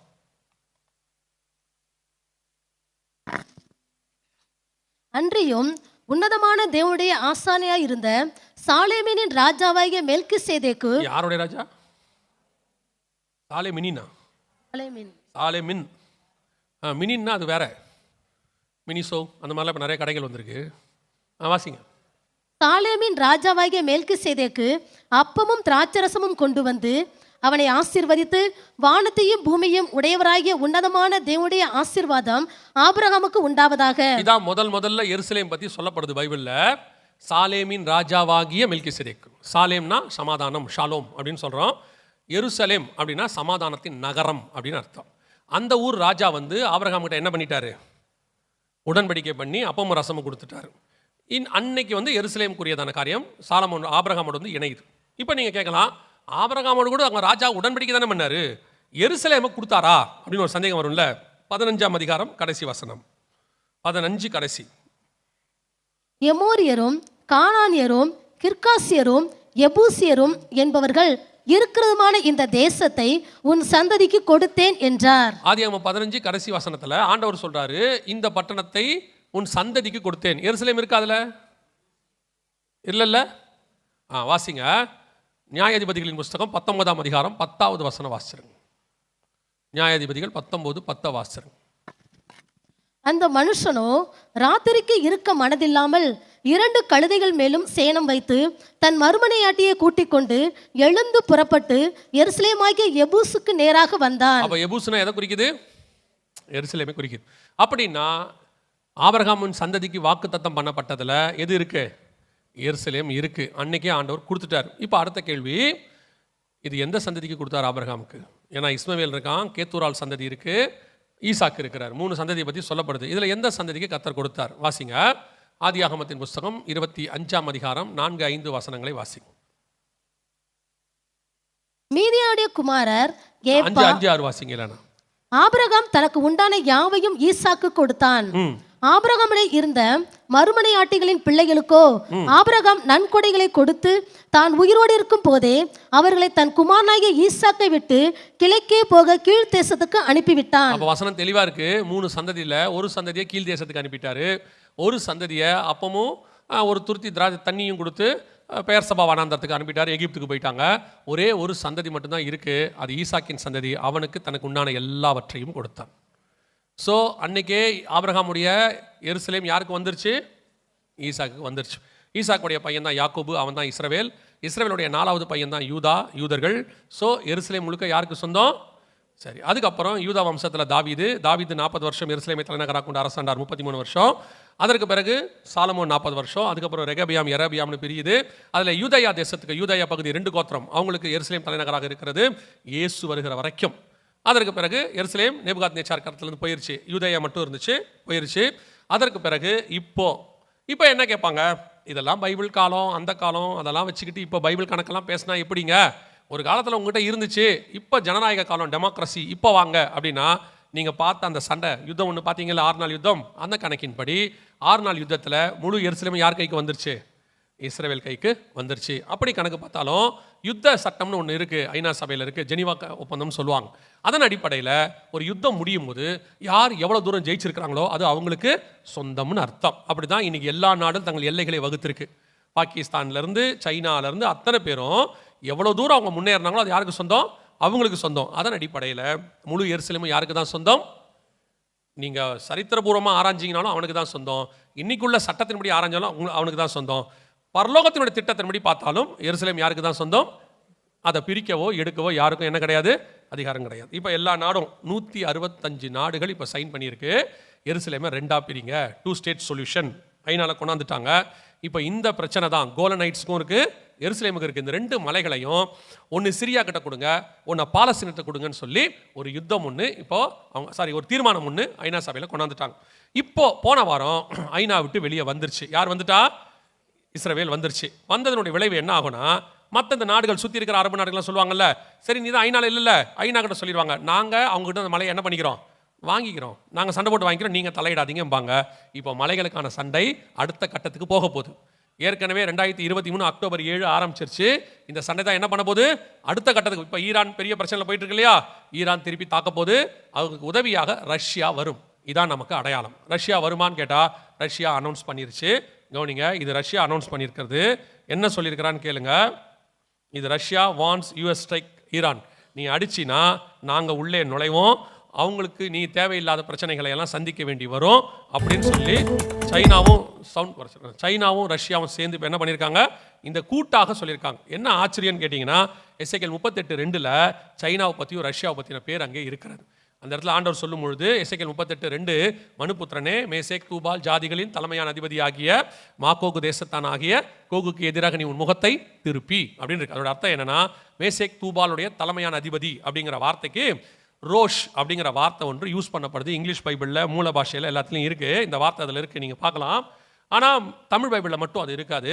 மலையாளத்தில் இருக்குது, மற்ற கிரேக்க பாஷை எல்லாத்துலேயுமே இருக்குது. இந்த ரோஷ் இவன் எங்கேருந்து வரணும், வடபுறத்துலேருந்து வரணும் அப்படின்னு இருக்குது. இது பார்த்தீங்கன்னா அவன் வடபுறத்துலேருந்து வரக்கூடியது. ஸோ ரோஷுங்கிறது ரஷ்யாவை குறிக்கிற வார்த்தை. இங்கிலீஷில் ரஷ்யாம்பாங்க, மலையாளத்தில் ருஷே அப்படிம்பாங்க, ருஷ்யா அப்படிம்பாங்க. இப்படி ஒவ்வொரு லாங்குவேஜில் ஒன்று சொல்லுவாங்க. இதுதான் அந்த ரோஷ், ரஷ்யா. இந்த நாடு இஸ்ரவேலுக்கு விரோதமாக வரணும். இப்போ அது எதோட கூட வரணும் அப்படின்னு கேட்டீங்கன்னா ஈரான் கூட வரணும்னு பைபிளில் சொல்லுது. எசேக்கியேல் 38:5 வாசிங்க பார்ப்போம். 38:5. அவர்களோட கூட பெர்சியரும், இந்த பெர்சியா தான் இன்னைக்கு இருக்கிற ஈரான்னு பேர். இப்போ ஈரானும் ரஷ்யாவும் சைனாவும் அந்த எசேக்கியேல் 38:2 மாக்கோகுன்னு ஒரு வார்த்தை இருக்குது இல்லையா? மனுபுத்திரனே, மேசேக் தூபால் ஜாதிகளின் தலைமையான அதிபதியாகிய மாக்கோக்கு தான் இன்னைக்கு இருக்கிற மாக்கோகியா, அதுதான் மங்கோலியா. அதோடைய அவங்க கிட்ட இருந்து வந்தவங்க தான் சைனீஸ், மங்கோல்ஸ்ன்னு சொல்லுவாங்க. அதுலேருந்து வரவங்க தான் தாய்லாந்து, மலேசியா, அப்புறம் வந்துட்டு இந்த மியான்மர்காரங்க இவங்களாம் இருக்காங்க இல்லையா, இவங்க எல்லாம் அந்த மங்கோல்ஸ். அந்த மங்கோல்ஸில் இப்போ இருக்கிறது வந்து சைனா. மாக்கோகியா வரணும், கூட மங்கோலியா வரணும். இப்போ சைனாவும் ரஷ்யாவும் சேர்ந்து இந்த யுத்தத்தை அடுத்த கட்டத்துக்கு கொண்டு போகிறாங்க. இது சொல்லுது ரஷ்யா வந்து யூஎஸ்க்கு அகேன்ஸ்டாக பேச ஆரம்பிச்சிருச்சு. வார் ஸ்டார்ட் ஆக போது. இந்த வார் எப்போ வேணாலும் எந்த நிமிஷம் வேணாலும் ஸ்டார்ட் ஆகும். கர்த்தர் சொன்னபடி இந்த வாரினுடைய எசேக்கியேல் 38-39 இடத்துக்கு நீங்களும் நானும் வந்து சேர்ந்து விட்டோம்.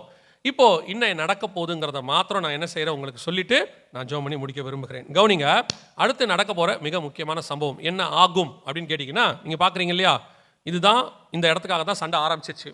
இப்போ இந்த சண்டை அப்படியே அடுத்த கட்டத்துக்கு போகும். ரஷ்யா, சைனா, அப்புறம் இந்த ஈரான், லிபியா, எத்தியோப்பியா, அப்புறம் துருக்கி, இவங்க எல்லாம் ஒரு டீமாக இருப்பாங்க. எப்படி சொல்கிறீங்கன்னா அந்த எசேக்கியேல் 38:5-6 இவங்களை பற்றின எல்லா பேருமே இருக்குது. லிபியா, எத்தியோப்பியா எல்லாமே இருக்குது.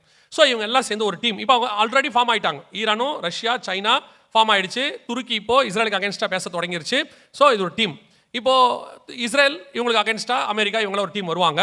இப்போ இந்த சண்டை ஆரம்பிச்சிருச்சு. அடுத்த லெவலுக்கு போகும்போது 2 முக்கியமான சம்பவங்களை நீங்கள் காண்பீர்கள். அதே தான் நீங்கள் அடுத்து நடக்க போகிற விஷயம். ஆக்சுவலாக இதெல்லாம் நாங்கள் திருப்பியும் சொல்கிறேன், நாங்கள் சொல்கிறோம் நடக்குது, அந்த கான்செப்டே இல்லை. இதெல்லாம் பைபிளில் உள்ள ப்ராபசி, நான் தீர்க்கதரிசியும் கிடையாது. இது பைபிளில் உள்ளது, நடக்க போகுது. 2008 சொல்கிறோம் எருசலேம் தலைநகராக மாறும்னு. ஏன்னா பைபிளில் தலைநகராக மாறும்னு இருக்குது. 2008 சொல்கிறோம். கரெக்டாக 2028 2018 ஆச்சு. கர்த்தர் சொன்னபடியே, வசனம் சொன்னபடி. அதே மாதிரி தான் இப்போவும் சொல்கிறோம். இப்போ நடக்க போகிற 2 முக்கியமான விஷயத்தை புரிஞ்சு கொள்ளுங்க. ஒன்று, இஸ்ரவேல் தேசத்தில் மிகப்பெரிய பூமி எதிர்ச்சி ஒன்று வரும். அது ஒரு அடையாளம். இதை நாங்கள் கிட்டத்தட்ட ஒரு 5 வருஷமாக சொல்லிட்டு இருக்கிறோம். நேற்று இஸ்ரவேலில் 4.3 அளவுக்கு பூமி எதிர்ச்சி வந்துருச்சு. வாசிங்க எசேக்கியேல் 38:19 வாசிங்க. 38:19. அந்நாளிலே இஸ்ரவேல் தேசத்திலே பெரிய அதிர்ச்சி உண்டாகி. இது இஸ்ரவேலில் நடக்க வேண்டிய பெரிய அதிர்ச்சி. இன்னைக்கு அளவில் பெரிய அதிர்ச்சினா எதை சொல்லுவாங்கன்னா, மினிமம் 6 புள்ளிக்கு மேலே வந்தால் தான் என்ன சொல்லுவாங்க, பெரிய அதிர்ச்சின்னு சொல்லுவாங்க. இப்போது 4.3 அளவுக்கு முந்தானத்து ஒரு பூமி அதிர்ச்சி அங்கே வந்திருக்கு. அங்கே இருக்கிற பூமி அதிர்ச்சி அந்த ஆராய்ச்சி பண்ணுறவங்க அல்லது கணிக்கிறவங்க என்ன சொல்கிறாங்கன்னா, இஸ்ரவேல் இன்னும் பெரிய பூமி அதிர்ச்சிகளை என்ன செய்ய போகுது, சந்திக்க போகுது. ஸோ அதுக்கு இஸ்ரேல் இன்னும் ரெடி ஆகலை அப்படிங்கிறாங்க. இந்த பூமி அதிர்ச்சியில் இந்த வழிபாட்டு தலம் கீழே விழுவதற்கு நிறைய வாய்ப்பு இருக்கிறது. ஏன்னு சொன்னால், இந்த வழிபாட்டு தலம் இல்லைனா தான் இங்கே 3வது தேவாலயம் வரும். பைபிள் படி என்ன வரணும், 3வது தேவாலயம் வரணும். 2 வசனம் மட்டும் சொல்கிறேன், நீங்கள் எழுதி வச்சுக்கோங்க. 3வது தேவாலயம் வருன்றதுக்கு அடையாளமாக மத்தேயு எழுதின சுவிசேஷம் 24 வசனம். மேலும் பாழாக்குகிற அருவருப்பை குறித்து தானியேல் தீர்க்கதரிசி சொல்லி இருக்கிறானே, வாசிக்கிறவன் சிந்திக்க கடவன். வாசிங்க, சிந்திக்க கடவன். அப்புறம் நீங்கள் அதை பரிசுத்த ஸ்தலத்தில் நிற்க காணும்போது, அந்த பரிசுத்த ஸ்தலத்துக்கு பேர் தான் தேவாலயம். யூதருடைய தேவாலயம் ஒன்று வரணும். இயேசு சொன்னபடி இன்னும் தேவாலயம் வரல. 2வது தானியேல் புஸ்தகம் 9:27 வசனம். அவர் 1 வாரம் அளவும் அநேகருக்கு உடன்படிக்கையை உறுதிப்படுத்தி அந்த வாரம் பாதி சென்ற போது பலியையும் காணிக்கையும் ஒளிய பண்ணுவார். பலி காணிக்கை இருக்கணும்னா கண்டிப்பா என்ன இருக்கணும், ஒரு பலிபீடமும் ஒரு தேவாலயம் இருக்கணும். இப்போ நீங்க பார்க்குற இந்த ஸ்தலத்தில் இருக்கிற இந்த வழிபாட்டு தலம் ரிமூவ் ஆகும். இதை எதை வச்சு நீங்க சொல்றீங்க, வெறும் பூமி எதிர்ச்சியை வச்சானா? இல்ல. லூக்கா எழுதின சுவிசேஷம் 21:24 வசனம் வாசி. லூக்கா 21:24. பட்டய கருக்கினாலே விழுவார்கள், சகல பிரஜாதிகளுக்குள்ளும் சிறைப்பட்டு போவார்கள், புறஜாதியாரின் காலம் நிறைவேறும் வரைக்கும் எருசலேம் புறஜாதியாரால் மிதிக்கப்படும். புறஜாதியாரின் காலம் நிறைவேறும் வரைக்கும் எருசலேம். ஸோ இந்த எருசலேமை அவங்க பரிசுத்த ஸ்தலமாக மாற்றணும்னா இந்த மலையில் இருக்கிற வழிபாடு தலம் போய் அவங்க கண்ட்ரோலுக்கு மொத்தமாக வரணும். அவங்க தேவாலயத்தை அங்கே என்ன செய்யணும், கட்டணும். அப்போ தான் என்னவாகும், அவங்களுக்கு அடையாளமாக இருக்கும். ஸோ அவங்க தேவாலயம் இங்கே கட்டணும்னா கண்டிப்பாக இந்த வழிபாடு தலம் என்ன செய்யும், ரிமூவ் ஆகும். அந்த பெரிய பூமி அதிர்ச்சியில் இது ரிமூவ் ஆக வாய்ப்பு இருக்குது. இல்லையா, யுத்தத்துலையும் இருக்குது. ஏன்னா ஏற்கனவே இந்த ஹமாஸ் யுத்தத்தில் 3 வருஷத்தில் மட்டுமே 500க்கும் மேற்பட்ட அவங்களுடைய வழிபாடுத்தலத்தை அவங்க இடிச்சிட்டாங்க. லெபனானில், இவங்க காசா பகுதியிலலாம் 500 வழிபாடுத்தலத்தை இடிச்சிட்டாங்க. ஸோ இதுதான் லாஸ்ட், நீங்கள் இடிபதை காண்பீர்கள். இதை நீங்கள் பார்க்குறீங்கன்னா கடைசி செகண்ட் வந்துடுச்சு, மூட்டை முடிச்சு கட்டலான்னு அர்த்தம். எப்படிங்க சொல்கிறீங்க? அது இடியறதுக்கும் நமக்கு வருகைக்கும் ஏதாவது சம்மந்தம் இருக்குதா அப்படின்னா, நீங்கள் வாசித்தது லூக்கா 21:24. சரியா? புறஜாதியாரின் காலம் நிறைவேறும் வரை எருசலேம் புறஜாதியாரால் மிதிக்கப்படும். 28 வாசிங்க. இவைகள் சம்பவிக்க தொடங்கும் போது வெரி இம்பார்ட்டன்ட். இவைகள் சம்பவிக்க தொடங்கும் போது உங்கள் மீட்பு சமீபமாக இருப்பதால் நீங்கள் நிமிர்ந்து பார்த்து உங்கள் தலைகளை உயர்த்துங்கள் என்றார். ஏன் அப்படி சொல்றார் தெரியுமா? அப்போஸ்தலர் நடபடிகள் 1:6-9 இயேசு பரமேறி போகும்போது அப்போஸ்தலர்கள் அப்படியே வானத்தை நோக்கி பார்த்துட்டு இருக்காங்களா? அப்போ ஒரு தூதன் சொல்றானா, ஏன் வானத்தை அண்ணாந்து பார்க்கிறீர்கள்? நீங்கள் பார்க்கும்படி இயேசுவானவர் எப்படி ஏறி போனாரோ அப்படியே இறங்கி வருவார். இதைத்தான் இயேசு இங்கே கனெக்ட் பண்றாரு. நீங்கள் இவைகள் சம்பவிக்க தொடங்கும்போது உங்கள் மீட்பு சமீபமாக இருப்பதால் நீங்கள் நிமிர்ந்து பார்த்து தலைகளை உயர்த்துங்கள். ஏன் தெரியுமா? கிறிஸ்துவுக்குள் மரித்தவர்கள் முதலாவது எழுந்திருப்பார்கள், பின்பு உயிரோடு இருக்கிற நாமும் அவருக்கு மேகங்கள் மேல் எதிர்கொண்டு போக மேகங்கள் மேல் எடுத்துக்கொள்ளப்பட்டு அவரோடு கூட இருக்க போகிறோம். ஸோ இது எல்லாமே கரெக்டாக ப்ராஃபஸி படி நம்ம கணக்கு எட்ஜுக்கு வந்துருச்சு. அந்த இடத்துக்கான சண்டையும் ஆரம்பிச்சிருச்சு. இப்போ நெருங்கி பூமி எதிர்ச்சி நடக்க ஆரம்பிச்சிருச்சு. ஸ்லைட்டாக ஆட தொடங்கி இருக்குது. இதெல்லாம் எதுக்கான அடையாளம்னா, வருகைக்கு முன்பாக நடைபெற வேண்டிய எல்லா அடையாளம் நடக்கும். எருசலேமில் இப்படி நடக்கிறதுனாலையோ, அவங்க வழிபாடுதலம் இருக்கிறதோ இல்லாமல் போகிறதோ அதனாலேயோ உங்களுக்கும் எனக்கும் எந்த பிரயோஜனமும் இல்லை. நீங்களும் அதுக்காக இல்லை. நமக்கு எருசலேம், பூமிக்குரிய எருசலேம் பற்றி கவலையும் இல்லை. கலாத்தியர் 4 தெளிவாக சொல்லிட்டாரு, இது அல்ல மேலான எருசலேமே நமக்கு இருக்கு. நாம் அதுக்கு தான் காத்திருக்கிறோம். ஸோ இது நமக்கு என்னன்னா, உங்களுடைய வருகைக்கும் உலகத்தின் முடிவுக்கும் அடையாளம் என்னன்னு கேட்டாங்கல்ல, அதுக்கான அடையாளங்களை பார்த்துக்கிட்டு இருக்கிறோம். ஸோ கர்த்தர் சொன்னபடி இப்பொழுது நம் கண்களுக்கு முன்பாக துல்லியமாய் தீர்க்க தரிசனம் என்ன செஞ்சுட்டு இருக்கு? நிறைவேறிடுச்சு. we are in the last moment. யுத்தங்களையும் யுத்தங்களின் செய்திகளையும் அதற்கான எல்லா காரியங்களும் முகாந்திரங்களும் நம்முடைய காலத்தில் நடக்குது. இப்ப இதே காரியம் 2023 முன்னாடி இல்லை. இப்போ எல்லாம் சரியா ஃபார்ம் ஆகி அப்படி நிக்குது. இது எல்லாமே சபைக்கான அடையாளம். அவங்க யுத்தம் நடத்துறாங்க, என்ன பண்ண போறாங்க அது அவங்க இஷ்டம். எங்க யுத்தம் நடந்தா என்னங்க, நமக்கு அதுல ஒண்ணுமே இல்லை. நீங்க திருப்பி அந்த வசனத்தை வாசிங்க, முடிச்சிடுறேன். மத்திய 24:6 திருப்பி வாசிங்க. யுத்தங்களையும் யுத்தங்களின் செய்திகளையும் கேள்விப்படுவீர்கள், கலங்காதபடி எச்சரிக்கையாய் இருங்கள். இது நடந்தா நீங்க என்ன செய்யாதீங்க? கலங்காதபடி எச்சரிக்கை. ஏன்னா இவைகள் சம்பவிக்க தொடங்கும் போது உங்கள் மீட்பு சமமாக இருப்பதால். யுத்தத்தை குறித்து உலகம் தான் பயப்படணும், சபை பயப்பட வேண்டிய அவசியம் கிடையாது.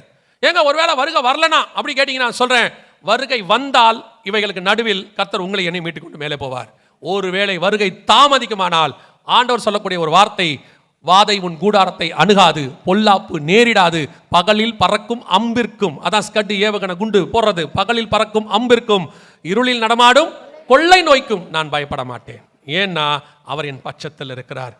யுத்தம் நடந்தாலும் சரி, நடக்காவிட்டாலும் சரி, நீங்களும் நானும் காத்து கொண்டிருப்பது அவரை சந்திப்பதற்காக. இந்த செய்தியினுடைய நோக்கம் யுத்தம் வரும்போது எல்லாம் ஓடி ஒளிஞ்சிக்கங்கன்னு சொல்றதல்ல. இந்த செய்தியின் நோக்கம், யுத்தம் வரும்போது கவலைப்படாதிருங்கள். யுத்தத்திற்கு நடுவில் உங்களை என்னையும் கர்த்தர் மீட்க வல்லமை உள்ளவராக இருக்கிறார். ஒருவேளை வருகை தாமதிக்குமானாலும் அவர் உங்களை என்னையும் பாதுகாக்க வல்லமை உள்ளவராக இருக்கிறார். நம்முடைய தேவன் நமக்கு கொடுக்கிற ஆசீர்வாதம், வாக்கு தத்தம், சங்காரத்தூதன் வந்தாலும் சரி, சங்காரத்தூதன் வராவிட்டாலும் சரி, ஆட்டுக்குட்டியின் ரத்தம் நம் வீட்டின் மேல் பூசப்பட்டிருக்கிறது. வாதை உன் கூடாரத்தை அணுகாது. அல்லேலூயா. அப்ப இயேசுவின் வருகை மிக சமீபம். அவ்வளவுதான், இவ்வளவுதான் விஷயமே. கர்த்தருக்கு சித்தமானால் நம்முடைய தலைமுறை, நம் கண்கள் அவருடைய வருகையை பார்ப்பதற்கு நிறைய வாய்ப்பு இருக்கு. ஒருவேளை நீங்க நினைக்கலாம், பாஸ்டர் இப்படிதான் வருஷம் இவரை கூப்பிடுறாரு, இவரும் வருஷம் வருகை வருதுன்றாரு, வந்த மாதிரி தெரியலையே. அப்படியே இருக்கட்டும், 5 வருஷமா நான் வரனே இருக்கட்டும், வருகை வராமையே இருக்கட்டும். 5 வருஷமா நான் சொன்ன டைம் முடிஞ்சிருச்சுன்னு அர்த்தம். ஆண்டவர் வருகைக்கு வச்ச டைம்ல எத்தனை முடிஞ்சிருச்சு? ஒருவேளை ஆண்டவர் 6 வருஷம் வச்சிருந்தாருன்னா 5 வருஷம் முடிஞ்சிருச்சு, தான் கடைசி வருஷம்னு அர்த்தம். நீங்க ஒருவேளை 100 வருஷம் நோவா சொல்லிக்கிட்டே இருக்கிறாரு, சும்மா ஜலப்பிரளயம் வரலன்ட்டு நீங்க பேழையை விட்டு 10,000 கிலோமீட்டர் தள்ளி போயிட்டீங்கன்னு வச்சுங்க, திருப்பி ஜலப்பிரளயம் அன்னைக்கு அப்படி உள்ள பேழைக்குள்ள ஓடி வருவீங்க. வருதோ இல்லையோ வாசல்லையோ உட்காந்துக்கணும், கதவை அடைக்கிறதுக்கு முன்னாடி உள்ள போயிடணும். அவ்வளவுதான். இதெல்லாம் எதை நமக்கு காட்டுது தெரியுமா? லாஸ்ட் மினிட்ல இருக்கிறோம். அது 2 நிமிஷமா சரி, 3 நிமிஷமா சரி, இல்ல 30 செகண்டா 10 செகண்டா தெரியாது. இனி தீவெட்டிகளை ஆயத்தம் பண்ணுகிற காலம் மட்டும் தான் இருக்கிறது. மணவாளன் வருகிறார் என்கிற சத்தம் கேட்டுருச்சு. இனி நமக்கு இருக்கிற டைம் என்னது? தீவெட்டிகளை ஆயத்தம் பண்ணுவது. எப்ப கதவை திறக்குதோ போயிடணும். இல்லைங்க மணவாளன் வர நாள் செல்லும் என்று என்ன வாங்க போயிட்டீங்க, திருப்பி வரத்துக்குள்ள வருக போயிடும். ஸோ சபை கர்த்தருக்கு பிரியமா இருக்கிறதா நான் நம்புவேன். நான் எப்பவுமே நம்புவேன். கர்த்தர் சபையை பெருமா இருந்தா கர்த்தர் திருப்பி அவங்களை ஆயத்தப்படுத்திக்கிட்டே இருப்பார். ஒரு ட்ராக்ல ஒரு பிளாட்ஃபார்மில் வண்டி வரப்போகுதுன்னா திருப்பி திருப்பி அந்த பிளாட்ஃபார்ம் அனௌன்ஸ் பண்ணிக்கிட்டே இருப்பாங்க பாருங்க, வண்டி வருது வண்டி வருது. ஏன்னா அந்த பிளாட்ஃபார்மில் அது வரப்போகுதுன்னு அர்த்தம். மற்ற பிளாட்ஃபார்மில் அப்படி சொல்லவே மாட்டாங்க. அது எந்த நம்பர் பிளாட்ஃபார்மில் வருதோ அந்த நம்பர் பிளாட்ஃபார்முக்கு தான் என்ன பண்ணுவாங்க, திருப்பி திருப்பி சொல்லிக்கிட்டே இருப்பாங்க. ஒரு சபைக்கு கர்த்தர் திருப்பி திருப்பி சொல்லிக்கிட்டே இருக்கிறாருன்னா அந்த சபையை பரலோகத்துக்கு கொண்டு போக வேண்டும் என்று கர்த்தர் விரும்புகிறார்னு அர்த்தம். அதனால தான் திருப்பி திருப்பி சொல்லப்படுது. ஒருவேளை திருப்பி திருப்பி சொல்றாரு இப்படிதான்னா அது உங்க இஷ்டம். ஆனால் கர்த்தர் உங்களை அதிகமாய் நேசிக்கிறார். இன்னொன்னும் பார்த்துக்கணும், எவனிடத்தில் அதிகமாய் கொடுக்கப்படுகிறதோ அவனிடத்தில் அதிகமாயும் கேட்கப்படும். அல்லேலூயா. ஆண்டவர் வெகு சீக்கிரத்தில் வரப்போகிறார். இனி காலம் நாம் ஜெபிக்க போகிறோம். ஏந்திரிக்கலாமா நம்ம தேவ சமூகத்தில்?